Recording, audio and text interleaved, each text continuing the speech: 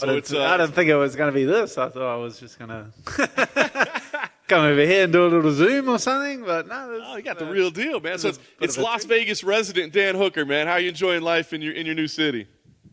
Absolutely no complaints. Absolutely not a single complaint. Life is good.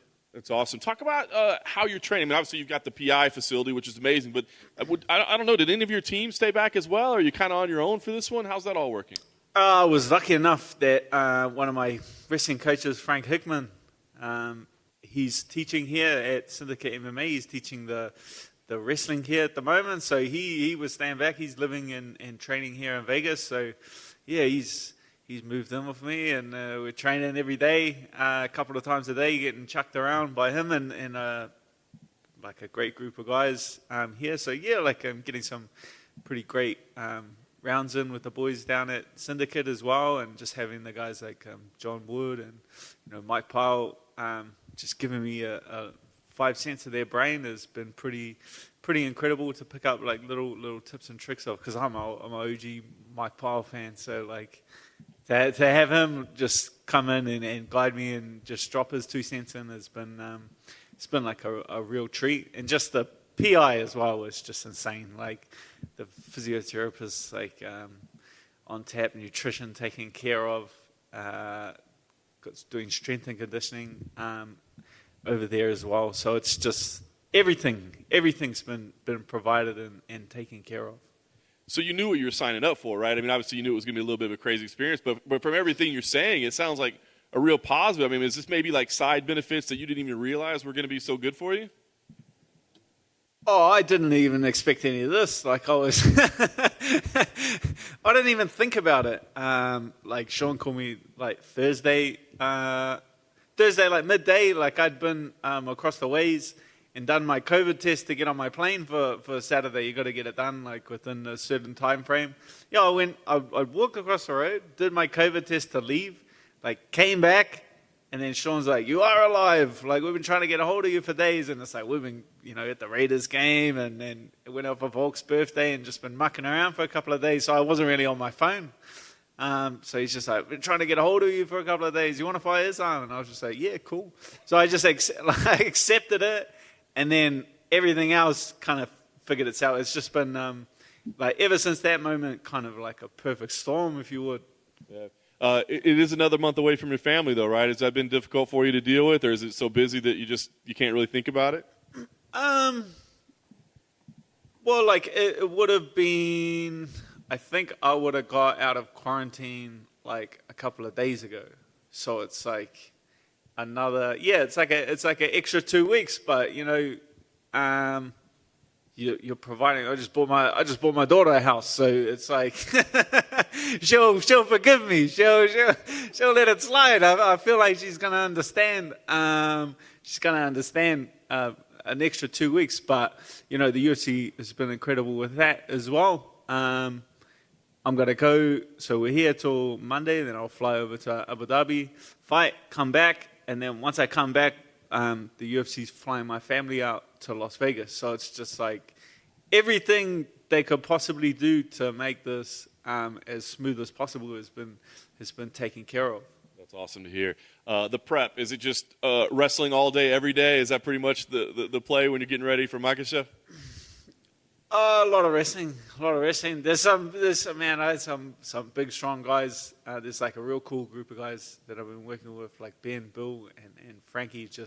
It's daily Shark Tanks. Like it's daily, just the grinds, like identifying like the positions that he's pretty great at, and just drilling them to death, pretty much. So it's just been, I've just kind of getting my head above water, like. This week it's been a rough couple of weeks, but I've been like really enjoying it. And now like this week we come right, and I'm feeling good, and I'm feeling I'm feeling very confident now. And I know you like to analyze the sport and break it down. I mean, is this guy as good as everybody's making him out to be? He's like the new it kid, the new thing on the block. Is he that good? I don't want to downplay him. You know what I mean? Like now everyone's giving me so much credit for going out there. Like I don't want, I seen things. Oh, everyone's saying he's the next Khabib, and he's just gonna waste you, and like he's just gonna destroy you. It's just like, why should I convince anyone that he's not? Like, what benefit do I get from sitting here and convincing people that I'm gonna win? Like, I really see no benefit in it. It's like, I like the storyline the way it is. I'm thoroughly enjoying the storyline the way it is. I dig it. The storyline after, does it end with us calling you a contender again, right? I mean, before the setbacks, like we were talking title shots and all that, and now you've said, hey, man, just give me anybody. I want to fight. I want to do these things. But do we start talking about title shots again if you win here? Oh, without a doubt. Without a doubt, you're in the you put yourself in that title picture. There'll be like you're in like a one of a two-man conversation. Then it's here of this fight, and then it's the Gagey Chandler winner. So it's like how the title fight plays out. You know, it's like, well, if Oliveira wins and Chandler wins, like, do we really want to see that again? It's like so it's like a lot of different things can happen. But yeah, you're like one of two guys that could get a title shot from this. So of course it's like a very real possibility. Nice.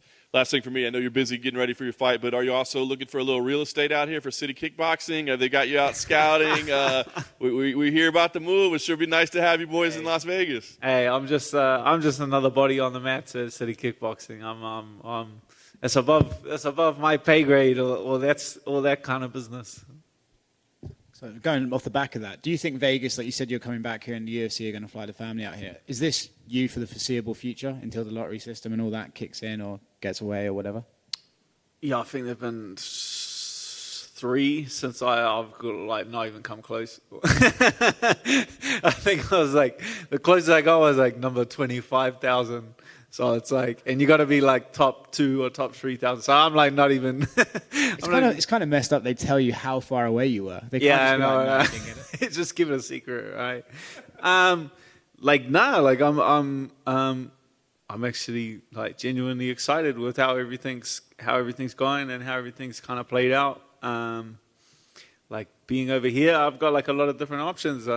Like my wife's going to come over, and then she's got family in Manhattan that she hasn't seen for the last couple of years. So it's like fly out to New York, spend Christmas in New York. The boys early next year, George and Frank Hickman are opening a gym in Phuket. They're opening their own facility there in Phuket, and these are guys that I've worked with for years. So it's like a little trip out to Phuket doesn't sound that bad to me. You know, like from what I'm seeing as well, my wife is Australian, so the border there is opening up too. In Sydney, I might pop down to Windang and see old Joe and train with Alex for a bit. Like the world is opening back up, and there are a lot of different options for me. It's like the complete opposite of being trapped. I feel like I feel like the world is open to me, and it's kind of pick and choose where you want to go.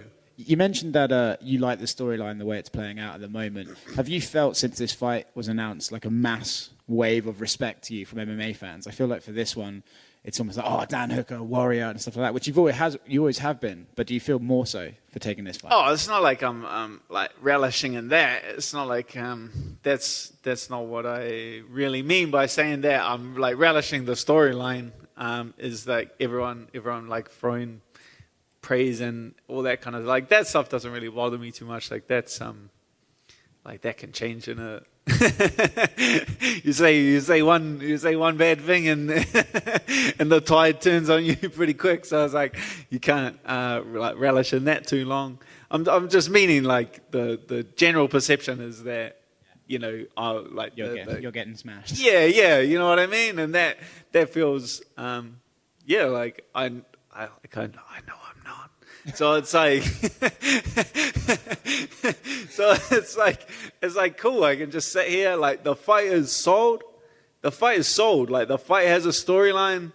The fight is doesn't need anything added to the storyline. You know, he's not nothing's come out of his mouth. Like he ain't said a word. Like there's people around him saying things, but it's like I'm not going to argue with the people. I'm fighting that guy. I'm not fighting like that guy over there or that guy in his corner and things like that. It's like he doesn't say nothing, so I don't feel like I need to say anything. You kind of ruined my next question there, because I was going to say Javier Mendez said that he believes Islam doesn't need a finish to beat you, but you need a finish to beat Islam. And I know you just said you're not talking back to his corner, but can you please talk back to his corner and answer that question? Statement. I agree. Say it one more time? He thinks you need a finish to beat Islam, but Islam doesn't need a finish to beat you. He could finish you or will beat you on the judges. Nah. I can beat him.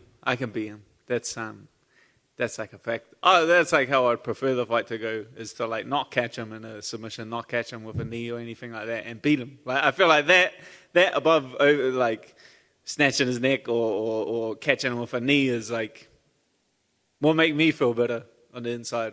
Give me a warm feeling in my belly, just to like prove everyone. That will really shut everyone up if you just go out there and outclass them. Like then what's everyone gonna say? You know what I mean? Like go out there and prove where your grappling lies in the division and make them look a bit silly. Like that's like my intention and like my plan for the fight. That's